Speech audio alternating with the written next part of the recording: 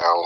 Now you got two people that's really not going anywhere because you really can't move freely yourself because you're busy trying to hold someone else down. So what I'm saying to you is find whatever you could do to help someone if you can, but most important, help yourself. Love yourself enough to do something. Quit hurting yourself. I tell people that we have a tendency to do what's good to us, but we won't do what's good for us. So when people try to tell us what's good for us, we don't want to hear it because it's not good to us. We so focus on good to me, the liquor, the alcohol, and drugs and what have you. I heard a story and I shared it with someone that I think it was a chimpanzee and man they had captured, and they was in a sense turned them out, got them hooked on the drug, and they put a bowl of food in there where the man in one area, a bowl of food where the chimpanzee area where he was at, and put the drugs in there. And each time, both of them would go straight to the drugs. They wouldn't even eat.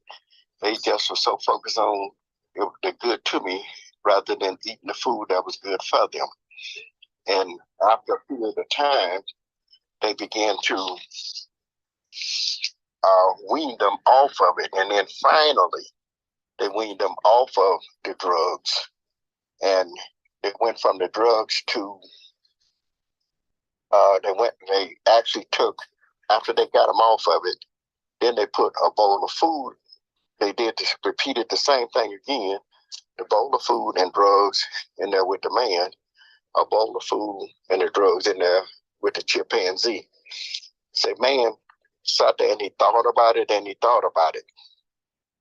And finally, he ate just a little bit of the food, but that will, good to me will, was so strong, he went back to the drugs. But they noticed that the chimpanzee, he looked at it and looked like he was getting angry and getting mad. And so he took and slung the drugs out the way and went to the food. So to make a long story short, he realized that the drugs wasn't any good for him. It was bad for him, and it was taking him down, and it almost destroyed him at one point in time. So once he was introduced to it again, he knew he had to make a better decision because he wanted life instead of death. So that was the decision that he was making. When you choose drugs, you choose death. When you choose food, you choose life. So I'm not going to hold you guys up too much longer, but we have to focus on doing what's right. And remember that we all can have something. I tell people often, whenever I get a chance, the little business that I have here is a $20 business. I started off with $20, and the sky's the limit. If you have to keep hope alive, you can't afford to give up. Most important, don't ever give up. If you can't do it yourself, find somebody to help you, or find somebody to help. Cooperation makes good business. And I want to say this, and just in case, everybody's not going to be for you. After a period of time, I had people to encourage me. I've had people to tell me that I was doing a good job and they was proud of me. But every now and then we get what we call a hater.